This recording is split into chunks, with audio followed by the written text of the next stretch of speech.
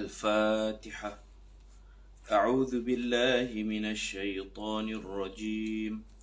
بسم الله الرحمن الرحيم.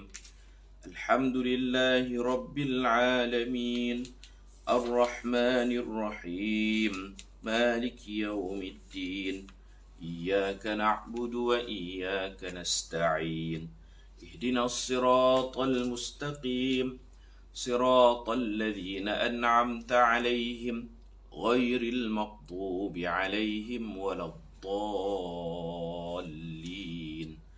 Amin.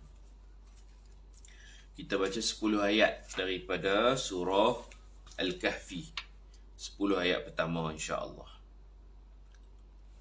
A'udzu billahi minasy syaithanir rajim.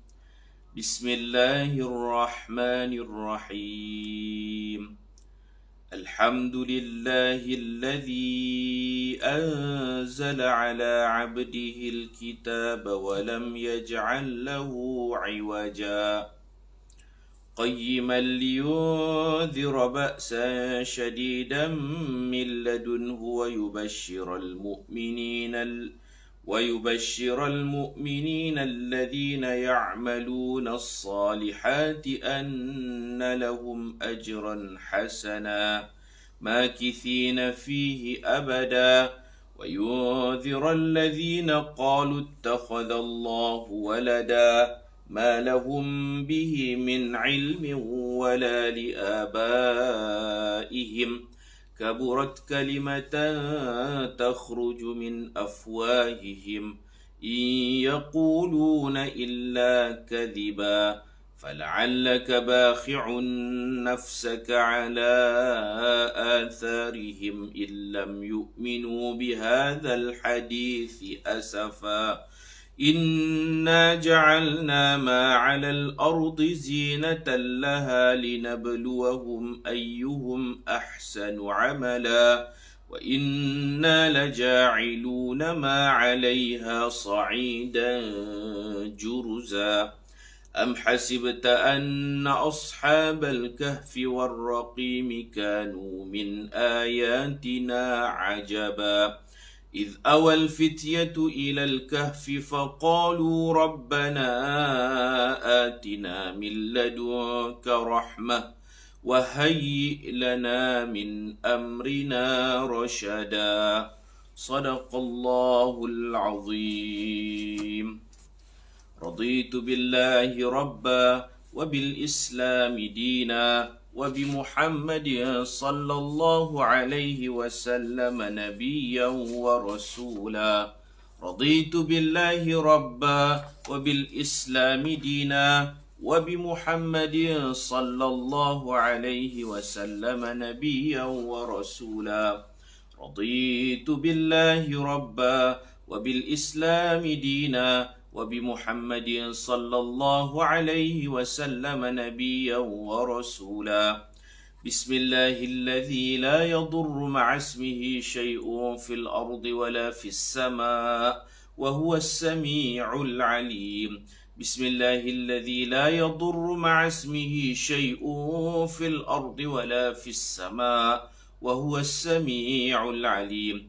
بسم الله الذي لا يضر مع اسمه شيء في الأرض ولا في السماء وهو السميع العليم.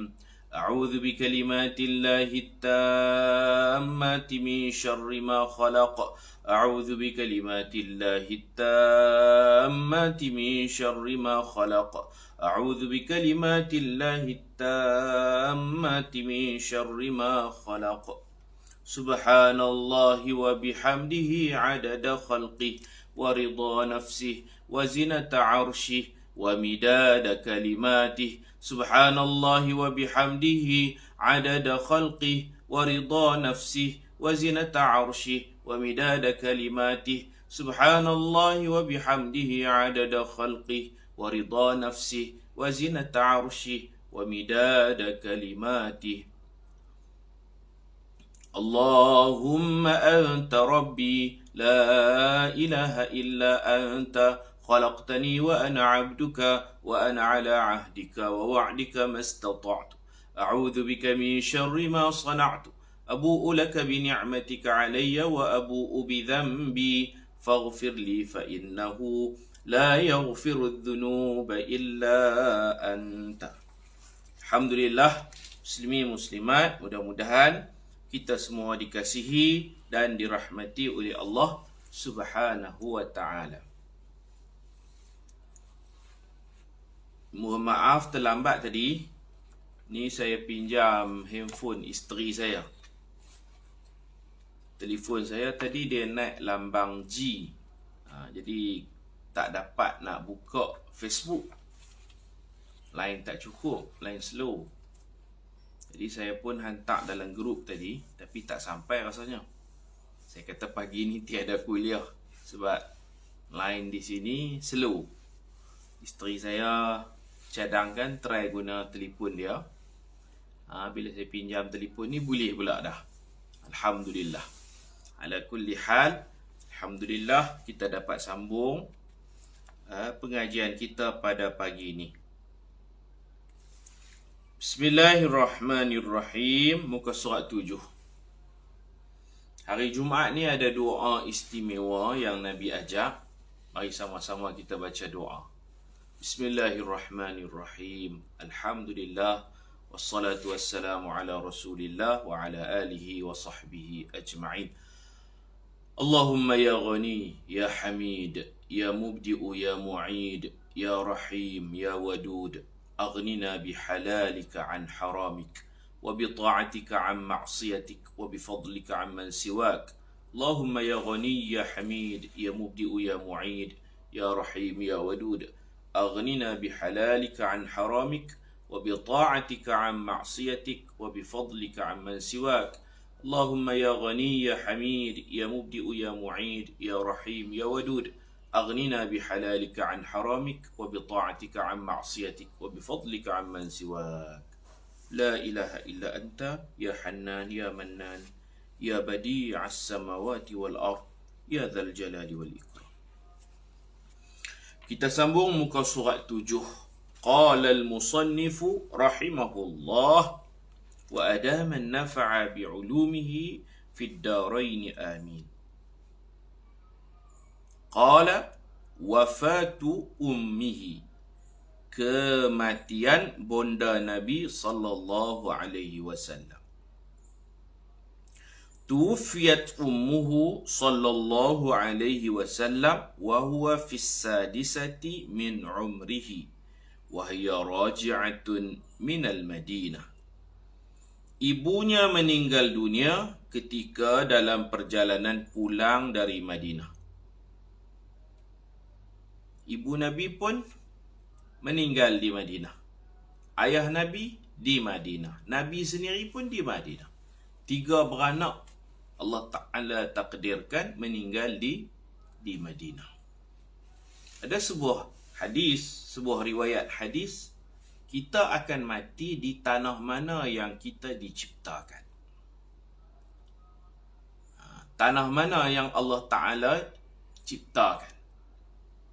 Kita dari air yang hina, betul. Nabi Adam dari tanah. Jadi kita ni walaupun daripada percampuran mani ibu ayah, tapi ada juga unsur-unsur tanah. Dari tanah mana Allah Ta'ala proses buat kita jadi mani semua tu, kemudian bertukar jadi segumpal darah, segumpal daging, jadi janin, ada ruh, ada nyawa ni, tak lari daripada unsur tanah. Tanah mana Allah buat kita, di situlah kita akan dikebumikan. Nabi Muhammad, bondanya dan ayahnya rupa-rupanya dari tanah Madinah. Sayyidina Abu Bakar, Sayyidina Umar pun dari tanah Madinah. Tanah tu negeri Madinah. Tanah mana? Tangkubuk kita tu lah. Itulah tanah kita. Saya tak tahu saya tanah mana. Kalau saya tanah Langkawi, saya akan meninggal di Langkawi. Orang Langkawi pula, kalau dia tanah Perlis, dia akan meninggal di Perlis. Macam tu. Datuk Dr. Harundin, tanah dia di California. Allah Ta'ala buat dia tu, dia mati di sana. Disimpan di sana. Mak, ayah dan anak, yakni 3 beranak ini, semuanya dicipta di Madinah. Di tempat itulah dikebumikan. Nabi-nabi di mana mereka wafat, habis umur, tentulah pusara mereka. Tak ubah, tak boleh ubah. Kita boleh pindah juga, meninggal di rumah, ke bumi, di tanah perkuburan tepi masjid contohnya. Baik, mak Nabi ini pergi ziarah ayah Nabi di Madinah. Meninggal di Madinah. Wa qad dhahabat ila al-Madinah li ziyarati qabri abihi wa ma'aha jadduhu Abdul Muttalib. Ibunya pergi ke Madinah untuk menziarahi perkuburan bapanya. Datuknya Abdul Muttalib turut serta dalam perjalanan ini. Tengok nombor 2 di bawah. Ada yang berpendapat baginda bersama ibunya dan Ummu Aiman. Waktu ni nama dia Barakah Al-Habasyiyah. Ummu Aiman ni hamba ayah Nabi. Lepas ayah Nabi wafat, diwarisi oleh Nabi. Selepas kewafatan ibunya, Ummu Aiman membawa baginda pulang ke Mekah. Itu ada pendapat macam tu. Ada pendapat mak Nabi pi dengan Tok Wan Nabi, Abdul Muttalib. Mak Nabi pi ziarah usara ayah Nabi di Madinah. Hala nak balik itu, mak Nabi pula sakit, takdir Allah. Dah sampai ajal, mak Nabi meninggal, dikebumikan di satu tempat nama Al-Abwa. Al-Abwa. Mak Nabi pi dengan Tok Wan Nabi, Nabi tak pi. Bila dapat maklumat kata mak Nabi meninggal, Ummu Aiman bawa Nabi pi Madinah, pi ziarah mana kubur ayah, mana kubur mak. Dekat Abwa.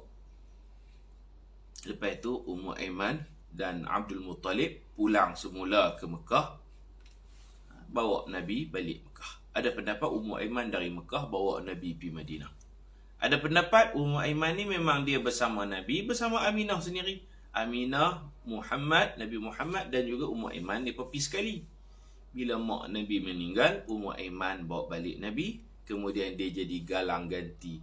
Dulu mak angkat, dia jadi macam mak betul lah. Bela Nabi dengan penuh kasih sayang. Mak angkat. Bibi, hamba ayah Nabi, banyak berjasa kepada Nabi. Ummu Aiman, salah seorang yang dijanjikan syurga. Nabi pernah kempen, siapa nak kahwin dengan perempuan ahli syurga, maka kahwinlah dengan Ummu Aiman. Siapa nak kahwin dengan perempuan ahli syurga pun, kahwinlah dengan Ummu Aiman. Memang muka dia gelap, kulit dia gelap. Maka Zaid bin Harithah, anak lah, walaupun dia putih, ni persekufu pasal pernah jadi hamba. Dua-dua maula yang dibebaskan oleh Rasulullah sallallahu alaihi wasallam. Di kubur mak Nabi ni ada di Madinah. Tang mana? Abwa. Abwa tu kat mana? Wallahu a'lam. Saudi dia tak buat tanda. Kita duk pergi Madinah, pergi umrah, kita tak pernah pergi ziarah pun kubur mak Nabi. Apa salahnya kalau kita pergi ziarah? Nabi setiap minggu pergi ziarah. Setiap minggu Nabi lapangkan masa ziarah kubur mak dan ayah. Nabi SAW dalam sebuah hadis, Rasulullah kata, istazantu Rabbi, aku minta izin dekat Tuhan untuk ziarah kubur mak ayahku. Allah izinkan. Allah bagi pi ziarah kubur ni bagus. Dan aku minta izin juga untuk berdoa kepada mereka. Falam yu'dhan li, aku tidak mendapat keizinan, tidak diberi izin. Aku nak baca doa, Allah tak bagi. Tani timbul satu soalan. Kenapa Allah tak benarkan Nabi baca doa? Bila Nabi pergi, Nabi nak ambil lah kesempatan tu berdoa kepada mak ayah. Allah tak bagi. Pergi ziarah boleh, doa tak boleh. Ada yang kata tak boleh tu pasal mak ayah Nabi tu masuk neraka, mati syirik. Itu kasar. Ahli sunnah wal jamaah dia faham macam ni. Tak perlu doakan sebab mereka mati sebelum Nabi jadi Rasul. Allah tak akan azab. Mereka selamat. Orang yang selamat tak perlu didoakan. Macam kalau anak kita mati, kanak-kanak kan, kanak-kanak mati, kita pergi ziarah kubur budak kecil, tak perlu kita baca doa kat budak tu. Sebab orang yang kanak-kanak belum baligh ni sudah ada jaminan syurga. Nak baca doa, ya Allah ampuni dia, sayangi dia, apa lagi? Allah memang ampun dia, Allah memang sayang dia. Budak-budak kecil ni, nak baca doa kat orang lainnya, tidak ada keperluan berdoa di situ. Pergi ziarah, sudahlah. Ziarah untuk kita dapat pahala, ziarah untuk membersihkan hati kita, ziarah untuk kita ingat akhirat. Ziarah tu untuk kita. Tak ada keperluan untuk mereka kita nak tolong baca doa, tolong nak hadiah Fatihah. Apanya budak kecil mati 7 tahun, mana ada dosa? Macam itulah mak ayah Nabi tak ada dosa. Berdasarkan ayat Quran, wa ma kunna mu'adzibin, kami tak akan azab mereka hatta nab'atha rasula, sehingga kami melantik rasul. Mereka mati awal, sebelum dilantik rasul. Mak Nabi mati ketika Nabi baru umur 8 tahun. Hatta nab'atha rasula, sehingga kami lantik kerasulan. Nabi itu memang jadi Nabi lama dah lah, sebelum Nabi Adam lagi. Nabi Muhammad sudah berpangkat Nabi, tapi tak jadi Rasul lagi. Rasul bila? Umur 40. Hatta nab'atha rasula, sehingga kami lantiknya menjadi Rasul. Hak mati awal-awal Tok Wan Nabi, hak mati awal ayah Nabi lagi awal, mak Nabi lagi awal. Tak kena wa ma kunna mu'adzibin, kami tak akan azab. Nak doa buat apa? Cuma dalam hadis tu Nabi menangis rindu. Bukan menangis kerana Allah tak bagi baca doa. Nabi taat. Allah kata nak pergi ziarah, pergilah. Jangan baca doa je. Nabi pergi dan Nabi menangis. Sahabat-sahabat Nabi, bila tengok Nabi menangis, sahabat Nabi yang ada di sekeliling itu pun menangis. Ni pun menangis pasal tiru Nabi, ni pun mana tahu Nabi menangis pasal apa, dia pun menangis. Tengok Nabi menangis, pakat tiru menangis. Ustaz, kalau doa untuk kanak-kanak yang mati, hak ni boleh kan? Doa ni bagus. Kita doa kepada mak ayah kanak-kanak tu. Kita jangan doa kat kanak-kanak tu. Kita baca Allahumma ja'alhu, atau ha kalau bayi perempuan, ha. Allahumma ja'alhu, ya Allah jadikanlah dia faratan li abawai, perintis jalan untuk mak ayahnya ke syurga. Anak kunci syurga lah orang panggil. Dia pergi buka lorong, buka jalan untuk memudahkan mak dia ke syurga. Baca doa tu untuk mak ayah dia. Wa afrighis sabra ala qulubihima, ya Allah kau tuang sepenuh-penuhnya kesabaran ke atas hati ibu ayahnya. Doa kat ibu ayah dia, bukan doa kat dia. Baik. Ini di Madinah. Tu ada Abwa nama tempat. Saudi tak bagi tahu tidak, kita boleh pergi ziarah. Depa kalau boleh tu nak tutup. Depa tak nyatakan di mana. Wa qad dufinat bil Abwa wa hiya qaryatun baina Makkah wal Madinah. Ibunya dikebumikan di Abwa, iaitu sebuah kampung yang terletak di antara Mekah dan Madinah. Kita pun tak tahu di mana, dalam tanah haram Madinah ke ataupun pinggir Madinah ke. Madinah ni dia ada sempadan dia, ada tanah haram, ada tanah halal. Kita tak tahu kat mana. Fahadanathu Ummu Aiman, khadimatu abihi Abdillah. Ummu Aiman, Barakah Al-Habashiyah, menjaga baginda. Beliau merupakan khadam kepada Abdullah, bapa Nabi sallallahu alaihi wasallam. Wafatu jaddihi, datuknya wafat. Jadi duduk dengan mak umur 4 tahun, 5 tahun, 6 tahun, mak Nabi meninggal dunia. Sebelum tu banyak duduk dengan Halimah As-Sa'diyah. 4 tahun sampai 6 tahun duduk dengan mak meninggal umur 6 tahun. Duduk dengan Tok Wan pula 6 tahun, 7 tahun, 8 tahun, lebih kurang 2 tahun duduk dengan Tok Wan, 8 tahun. 6 ke 7 tahun, 7 ke 8 tahun, 8 tahun Tok Wan mati pula. Ujian. Nabi hidup diuji melihat orang-orang dekat dengan Nabi. Allah ambil seorang. Ayah Nabi tak ada, mak Nabi tak ada, nanti Tok Wan Nabi pula. Lepas tu bila Nabi dah berkahwin, Allah ambil pula pak angkat Nabi, pak saudara Nabi Abu Talib yang banyak berjasa kepada Nabi. Kemudian bila Nabi dapat anak lelaki seorang demi seorang, seorang demi seorang.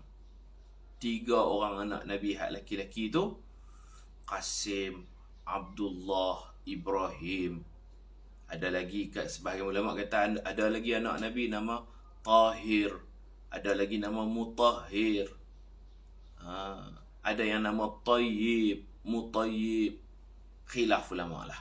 Ada ulama kata hak nama yang saya sebut tadi tu Tahir, Mutahhir, Tayyib, Mutayyib tu semua tu gelaran kepada Abdullah. Abdullah Al-Tahir, Abdullah Al-Mutahhir, Abdullah Tayyib, Abdullah Al-Mutayyib. Nama Abdullah hak 4 tu bukan nama, hak tu gelar. Ada kata tak, anak Nabi tu asing-asing. Ada yang kembar. Seorang nama Tahir, seorang nama Mutahhir, 2 lelaki kembar meninggal. Tu keluar pula kembar Tayyib seorang lagi nama Mutayyib meninggal. Ada yang kata tak, semua tu Abdullah. Tayyib, Mutayyib, Tahir, Mutahhir. Pak ni bukan nama orang, Pak ni gelaran kepada seorang saja anak Nabi yang nama Abdullah. Wallahu a'lam.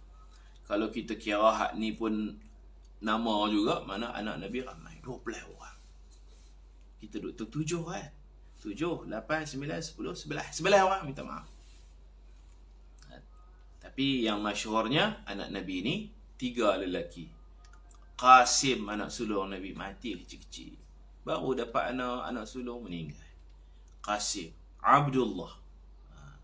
Abdullah tu dia punya gelaran dia At-Tayyib, Al-Mutayyib, At-Tahir, Al-Mutahhir. Hak ni Nabi paling sayang sekali. Abdullah. Budak baik. Budak yang dibaikkan. Budak tahir, suci. Mutahhir, yang disucikan. Meninggal juga.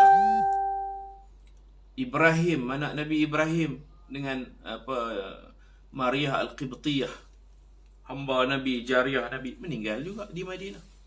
Semua meninggal. 4 orang puteri Nabi. 4 orang puteri Nabi pun seorang demi seorang mati depan mata Nabi. Bukan maksud mati depan mata ni Nabi tengok dah. Waktu Nabi masih hidup, mereka meninggal. Nabi pi Badar, isteri Nabi Ruqayyah meninggal. Nabi pi Tabuk, isteri pula dah. Nabi pi Badar, anak perempuan Nabi Ruqayyah meninggal. Nabi pi Tabuk, anak perempuan Nabi Ummu Kulthum meninggal. Dan ketika Nabi ada di Madinah, Sayyidatuna Zainab meninggal. Tinggal seorang je, tunggal anak Nabi. Tinggal anak Nabi seorang je yang tak meninggal, iaitu Sayyidatuna Fatimah. Tu pun Nabi bisik, Nabi kata, nanti malaikat dah bagi tahu, Israel dah bagi tahu, Jibril dah bagi tahu, nanti bila abah mati, 6 bulan lepas abah, kamulah Fatimah.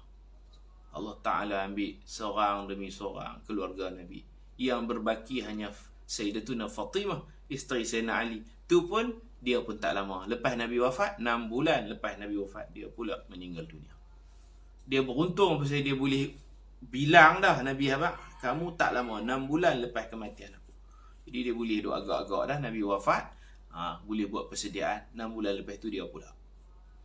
Semua anak-anak Nabi kecuali Sayyidatuna Fatimah meninggal ketika Nabi masih hidup. Allah ambil Sayyidatuna Khadijah meninggal, isteri kesayangan Nabi sallallahu alaihi wasallam. Cerita mati je lah, ujian. Siapa-siapa yang anak mati, dia tahulah. Dia ada anak mati. Dia ada isteri mati. Dia tahulah kesedihan ini. Dia ada mak mati, ayah mati. Siapa yang tak pernah rasa, dia tak tahu. Siapa bisa rasa, dia tahu. Allah Ta'ala ambil. Allah ambil anak. Ini semua ujian Allah untuk memberi kekuatan. Orang tak kuat tak boleh. Orang kuat saja yang boleh menanggung, sabar, cekal, tabah.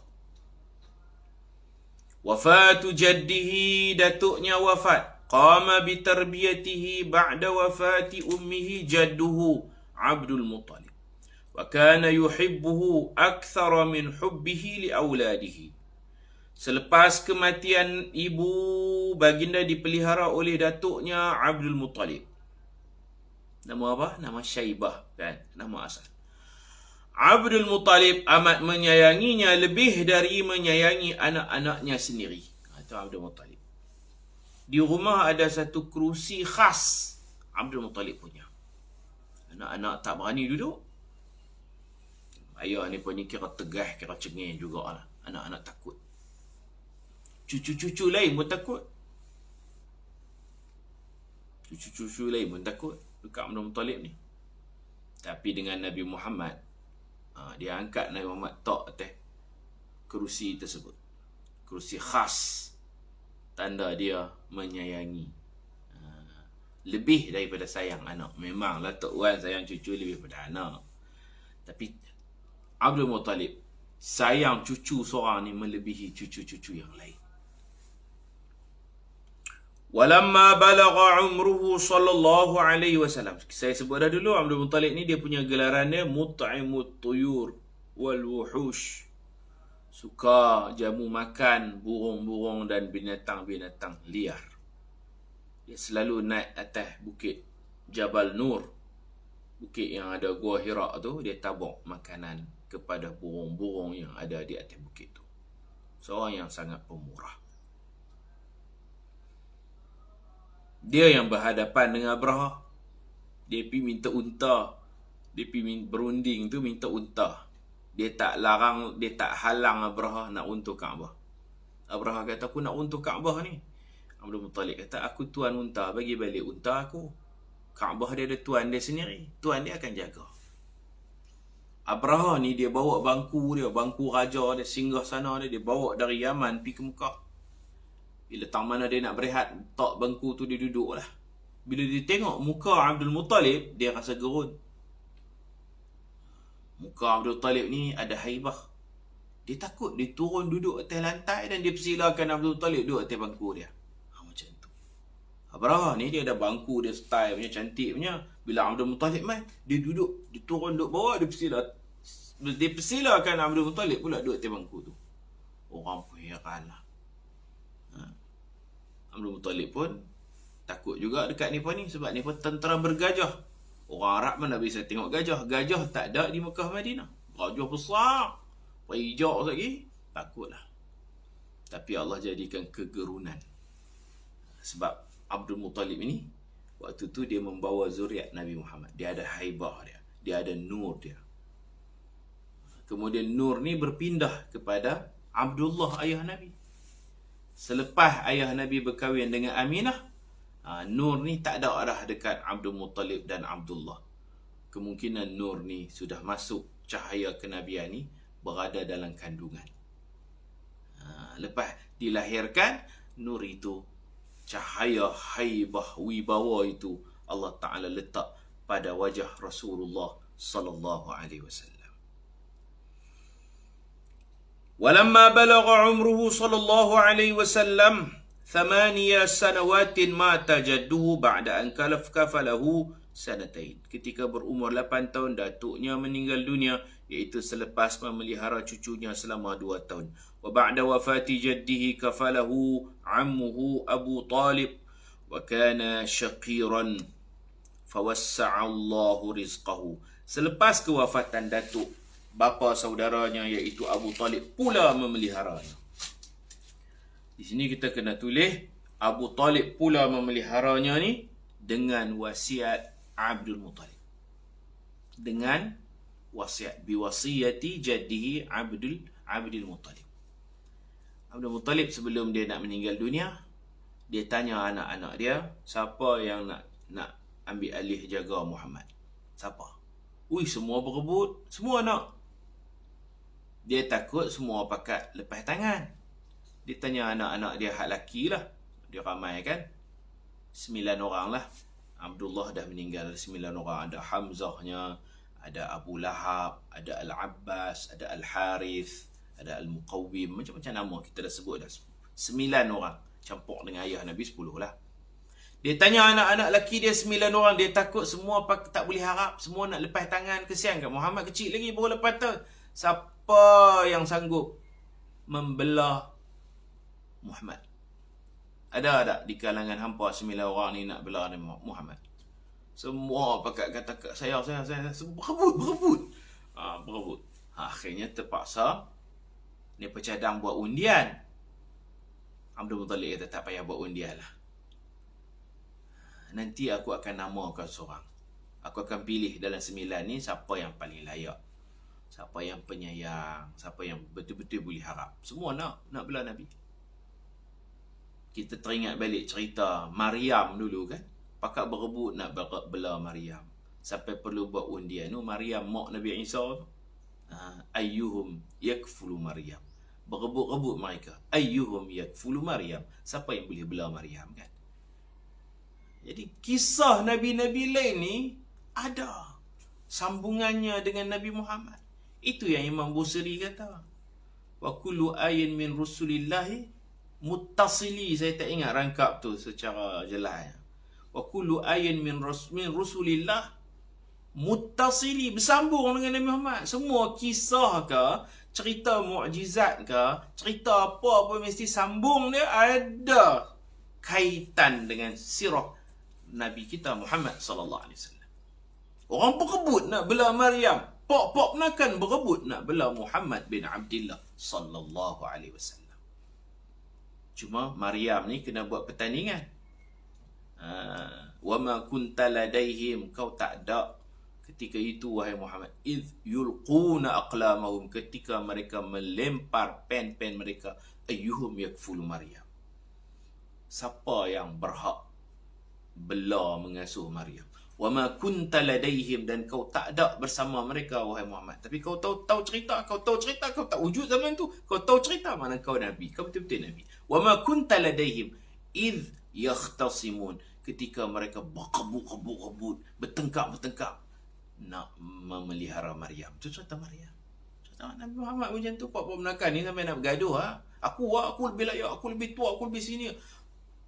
Abdul Muttalib kata sahabat, mungkin dia minta petunjuk Allah. Mungkin dia berdoa di Kaabah. Tak tahulah. Dia kata nanti aku akan sebut nama orang tu lah yang layak. Beberapa hari kemudian, Abdul Muttalib buat satu wasiat. Dia panggil anak-anak dia. Dia kata sekiranya aku mati, hampa jangan gaduh. Hidup elok-elok. Jaga keluarga ni. Oleh kerana hampa semua nak bela Muhammad, aku pilih seorang. Iaitu Abu Talib. Bapa Sayyidina Ali, Abu Talib. Terkejutlah pasal dia susah. Dia nak bela anak dia makan pun dia bukan apa ada duit. Anak ramai, zu'iyal. Abu Talib ni zu'iyal. Dia ni tanggungan dia, anak ramai. Duit sikit. Anak ramai.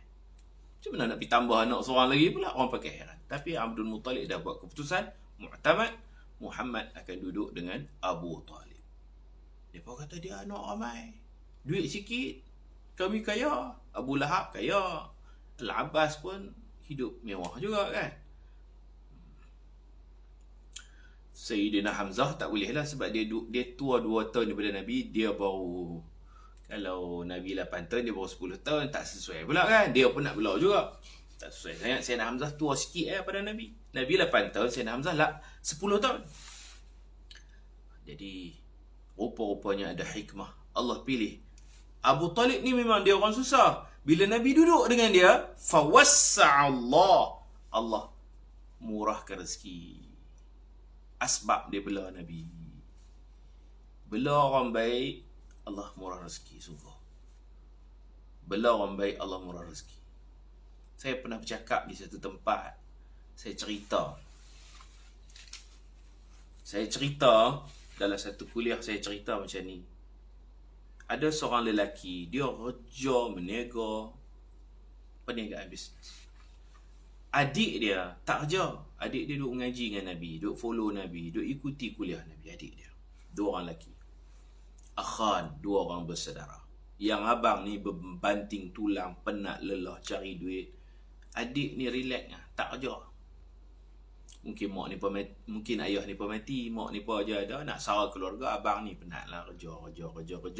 Adik ni tak mau kerja, abang ni suruh kerja juga, tak mau kerja. Kerja lah, tak mau kerja langsung. Adik ni kok lah kerja part time ke apa, tak mau. Nak mengaji dengan Nabi je. Akhirnya abang ni berasa hati, abang ni pergi jumpa Nabi SAW. Abang ni kata, saya ni duk sara keluarga. Adik saya besar dah. Saya suruhlah dia kerja. Dia tak mau kerja, dia kira nak mengaji, nak main jumpa Nabi pagi, petang, malam, berjemaah, hadir kuliah. Dia betul-betul mengaji. Nabi kata, biar pergi kat dia lah. Dia pun kerja juga, kerja dia mengaji. Kerja kamu cari nafkah, cari duit. Dan ada satu perkataan Nabi cakap tu sangat menyentuh hati lelaki ni. Nabi kata, la'allaka, boleh jadi kamu, ruziqta minhu, boleh jadi Allah murahkan rezeki kamu, asbab kamu cari duit, kamu meniaga, Allah majukan perniagaan kamu satu hari nanti. La'allaka, boleh jadi satu hari nanti kamu akan kaya. Pasal apa tahu? Pasal kamu duk cari duit, kamu duk jamu makan adik kamu. Adik kamu ni talibul ilm, dia menuntut ilmu dengan bersungguh-sungguh. Aku tengok dia bukan mengaji biasa, dia mengaji sungguh-sungguh.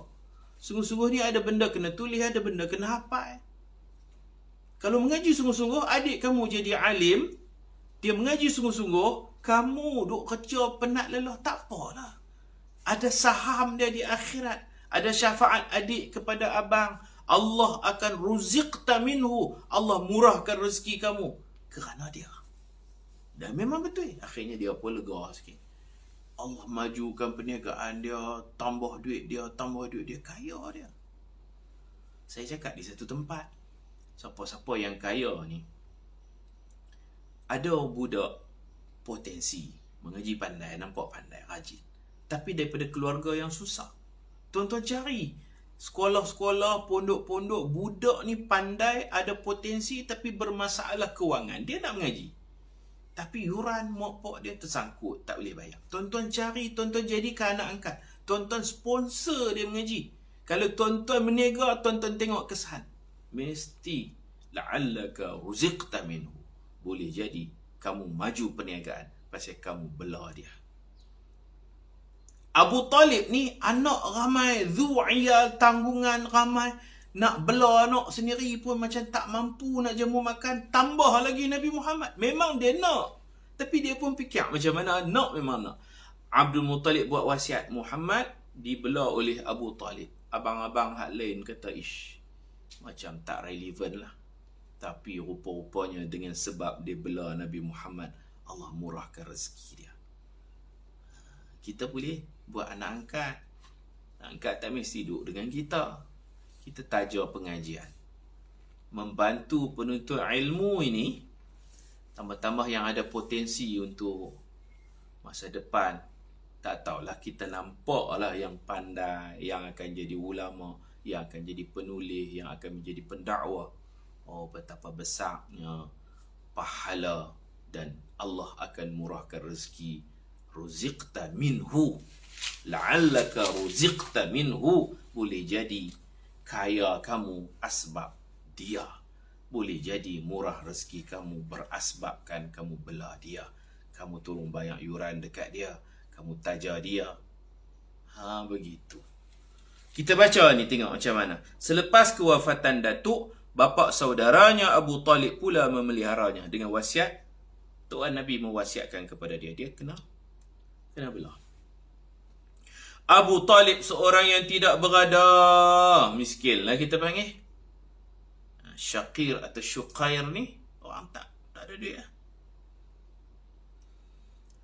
Fawassa'allahu rizqahu, lalu Allah meluaskan rezekinya. Dan Nabi Muhammad ni bila duduk dengan Abdul Muttalib bukan duduk makan saja.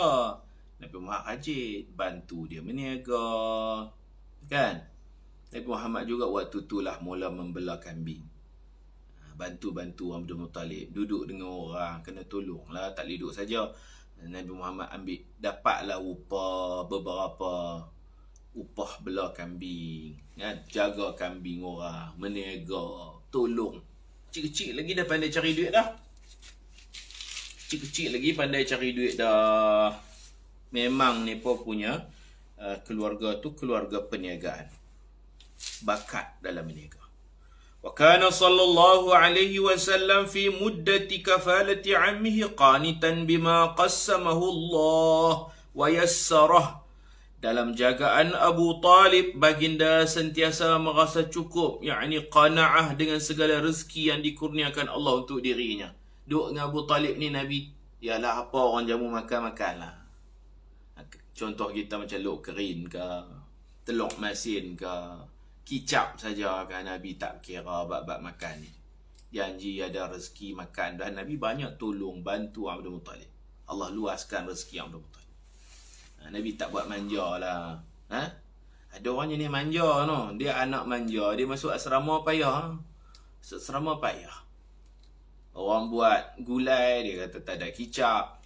Bagi kicap, nak sos pula. Ini jenis manja. Kita jangan latih anak kita jadi manja. Ada tu setengah tu makan ayam je. Tak tahulah dia allergic ke apa, boleh makan ayam. Ikan tak mau makan, ayam je. Ayam. Telur apa pun tak mau, ayam lah. Hari-hari ayam. Jenuh. Kena kita ibu bapa ni kena latih anak kita ni bagi keras sikit. Bagi keras sikit. Senang nak mengaji, nak besar senang. Nabi apa dah Nabi makan. Bila Nabi dah besar, Nabi pernah pergi rumah orang. Orang ni selalu panggil Nabi. Mai rumah saya, jemput mai rumah saya, mai rumah saya. Nabi sibuk. Nabi kata nanti saya lapang, saya pergi. Hari tu Nabi lapang, Nabi pergi rumah dia. Dia terkejut. Di rumah dia tak ada lauk. Ada roti ya, lauk tak ada. Nabi mai dah. Jemput Nabi masuk. Dia duk panggil Nabi mai, Nabi mai. Assalamualaikum. Waalaikumsalam. Ya Rasulullah mai. Kita tak ada makanan. Makanan adalah roti. Roti saja-saja. Lauk tak ada. Tak ada gulai daging cincang ke apa ke, tak ada. Telur goreng ke, tak ada. Apa pun tak ada. Habis tak ada pun, orang Arab roti dicicah minyak zaitun, okey jugalah. Zaitun, za'atar, susu sikit, laban, apa tairu, susu masam ke kan. Zaitun ke. Tak ada apa. Dan Nabi mai persila masuk, takkan nak bagi roti saja. Dia tuang cuka. Ni roti cicah dengan cuka. Dia pun malu, tak tahu nak buat macam mana. Roti ni takkan nak makan roti kering saja, kena cicah. Cicah dengan apa? Dia tengok di dapur, bini dia kata cuka dah, cuka. Tak sesuai kok roti cicah cuka. Buh biah, buh hidang kat Nabi dengan tersipu-sipu, malu. Rasa malu dekat Nabi, takkan roti makan dengan cuka, tapi macam mana nak buat ni? Nabi makan, apa ada. Tak payah ada susah, apa ada. Nabi ambil roti, Nabi cicah cuka, Nabi makan. Nabi puji pula. Nabi kata, ni'mal udum al-khal, sebaik-baik lauk cuka. Bukan perli. Dengan hati yang ikhlas. Inilah lauk terbaik. Ni'mal udum. Sebaik-baik lauk al-khal cuka. Tuan-tuan bayangkan, kalau kita pergi rumah orang tu ada nasi je. Lepas tu ada kicapnya. Dia main bagi kat kita, ni nasi, ni kicap. Apa lauk pun tak ada. Lauk ikan kering tak ada. Lauk pekasam lagi tak ada lah. Apa pun tak ada. Ada nasi dengan kicap. Balun lah. Kita kata sebaik-baik lauk ialah kicap. No?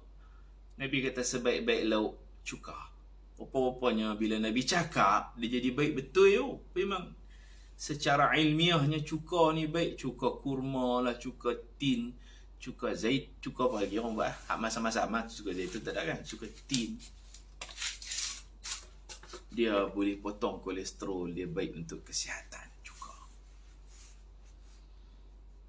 Jadi Nabi sentiasa merasa cukup dengan segala rezeki yang dikurniakan Allah untuk dirinya.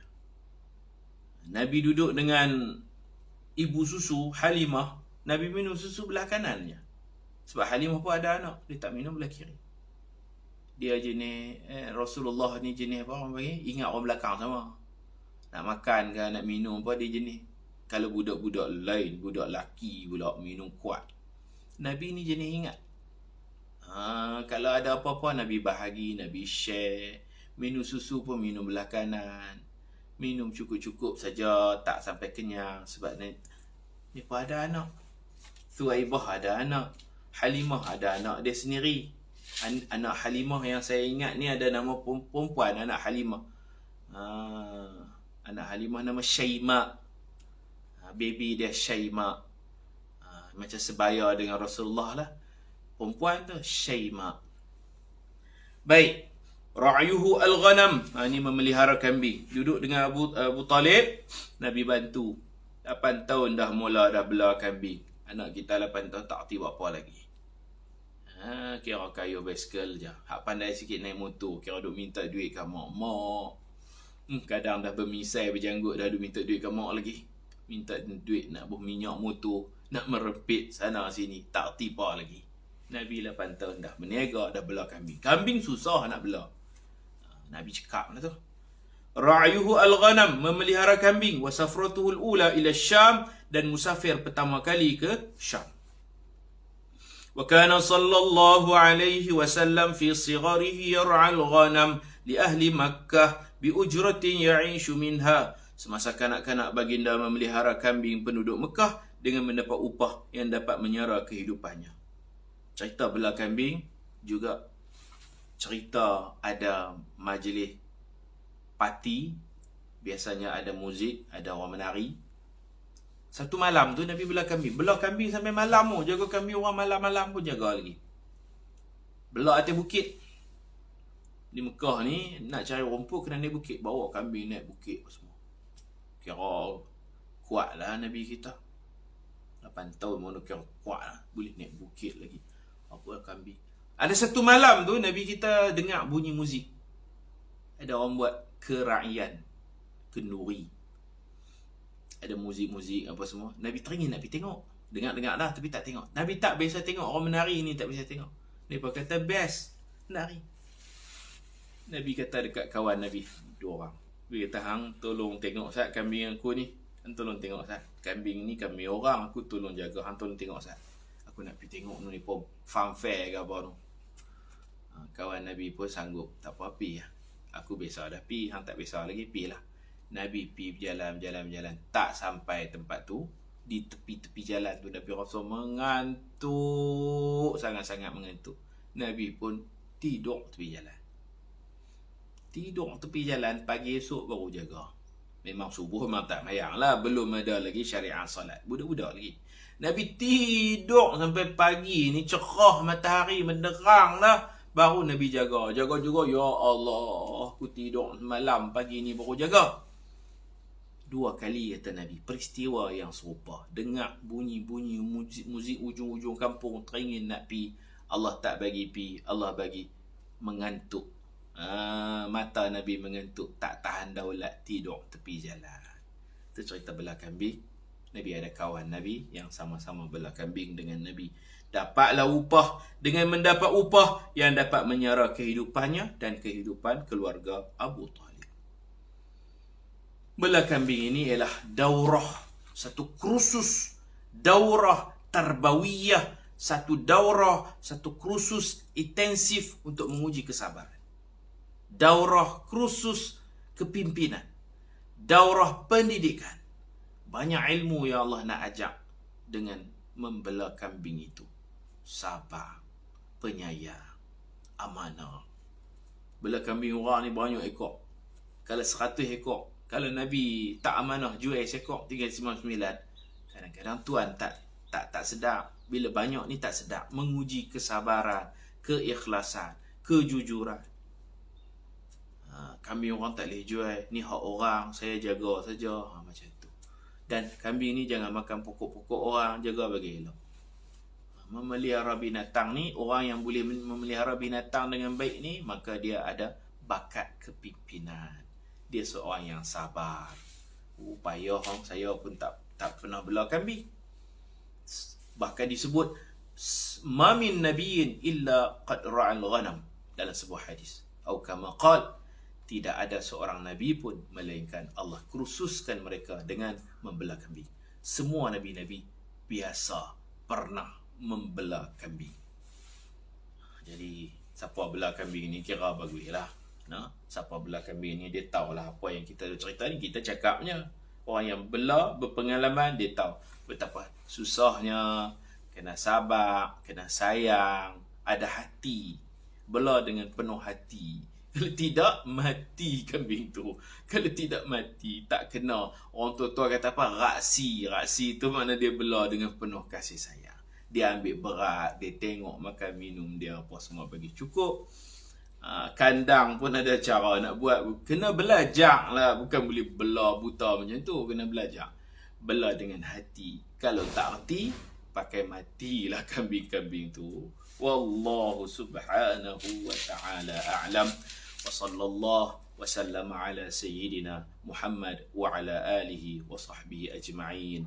Subhana rabbika rabbil izzati amma yasifun. Wa salamun ala al-mursalin. Walhamdulillahi rabbil alamin. Kita tutup dengan sama-sama kita baca salawat Ibrahimiyah.